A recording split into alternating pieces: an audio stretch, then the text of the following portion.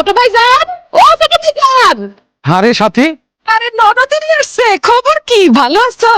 কেমন আছেন আপনি? জি বরং ভালো থাকি কেমনে? আমার ভাইজান আমার না জানাতে এসে চলে আসছে, আমি কি ভালো থাকতে পারি? তুমিও না ভাইজান যদি আমাকে জানায় তাইলে যদি আমরা বলি যে দামি মোবাইল ঘড়ি এগুলা চাই, এই জন্যই তো ভাইজান না জানায় চুপি চুপি চলে আইছি। আরে আমি তো কাউরে জানে আসি নাই, আমি তো ভাবছি সবাই সারপ্রাইজ দেবো। শুনলাম সাবার বিয়ের জন্য নাকি তুমি অনেক টাকা পয়সা আর সোনার গয়না নিয়ে আসছো। আরে আনবই তো, তুই দেখো নাই বড় ভাইজানের বিয়াতে বড় ভাবিরে গা ভর্তি স্বর্ণ দিছে, নিজের বউরে অনেক স্বর্ণ গয়না দিছে। হ্যাঁ, আমার ছোট বোনের বিয়ে হইতাছে, হেরো দিতেছে। কোন হেরো হইলো ভাইজানের আপন জন। তুই কেডা? হ্যাঁ সাথী, তোদের বিয়ে তো আমার বিদেশ যাওয়ার আগেই হয়ে গেছে। আগে হয়েছে তো কি হয়েছে, বড় ভাবি যদি পরের মাইয়া হইয়া গা ভর্তি গয়না পায় তাহলে আমি কেন পাবো না? আমার ননদিনী রায় বাঘিনী বাড়িতে পদার্পণের পরেই আমার গয়নাগাতির দিকে চোখ পড়ে গেছে, এটা তো ঠিক না। এই যে দেখো, সুজন আমারে আমার বিবাহের সময় গয়নাগাটি দিছে, এটা জানার পরেই তো তুমি সুজনের বউ মানে আশার গায়ের সমস্ত গয়নাগাটি খুলে নিয়ে চলে গেছো। নাও নাই বলো তুই আশার বিয়ের গয়না খুলে নিয়ে গেছিস? তো কি বলতেছি আমি কি মিথ্যা কথা বলতেছি? হ্যাঁ নিছি, নিব না তো কি করব? হাজার বার তোমার কাছে গয়না চাইছি, তুমি কি গয়না পাঠাইছো? তুমি বিদেশ যাওয়ার আগে আমাকে বিয়ে হয়েছে, তাই বলে কি আমি গয়না পাই না? আর তুমি যে বিদেশে গেছো কার টাকায় গেছো? আব্বা টাকা পয়সা খরচ করে তোমার বিদেশ পাঠাইছে, সেই টাকায় কি আমার ভাগ নাই? সেই জন্য তুই আমার বউয়ের বিয়ের গয়না গায়ের থেকে খুলে নিবি? আমি কি করবো? আব্বার ভাইজানই তো আমি নিতে কইলো। আশা, আব্বা তোমার গয়নাপত্র সব খুলে দিতে বললা, দিয়ে দিলা? একটাবার আমার জানানোর প্রয়োজন মনে করলা না? এখানে জানানোর কি আছে? তোমার ছোট বোন মানে তো আমারও ছোট বোন, ও যদি আমার গয়না চায় আমার কোনো সমস্যা নেই। আর আমার গয়নার কি দরকার?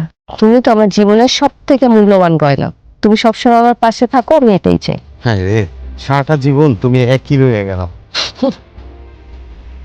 আসসালামু আলাইকুম আম্মা। ওয়ালাইকুম আসসালাম বাবা।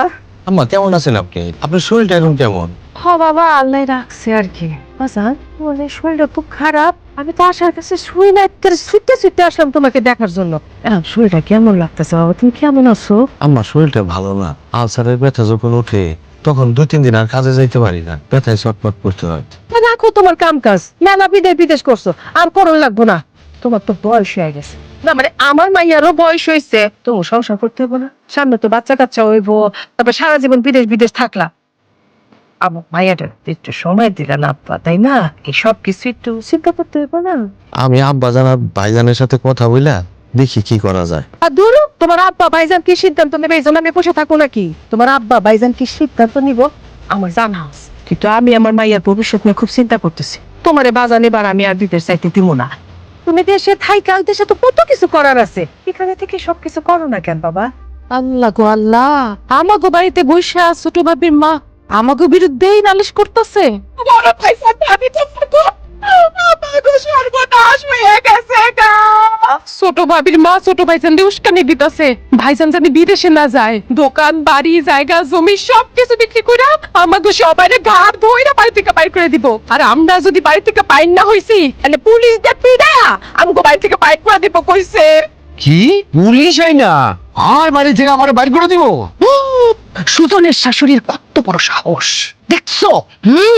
সুজন আমাগরে বলছে যে সে নাকি আমাদের সারপ্রাইজ দিবার জন্য হঠাৎ করে দেশে চলে আসছে, কিন্তু আমি ঠিকই বুঝতে পারছি সারপ্রাইজ টারপ্রাইজ কিছু না, কিচ্ছু না।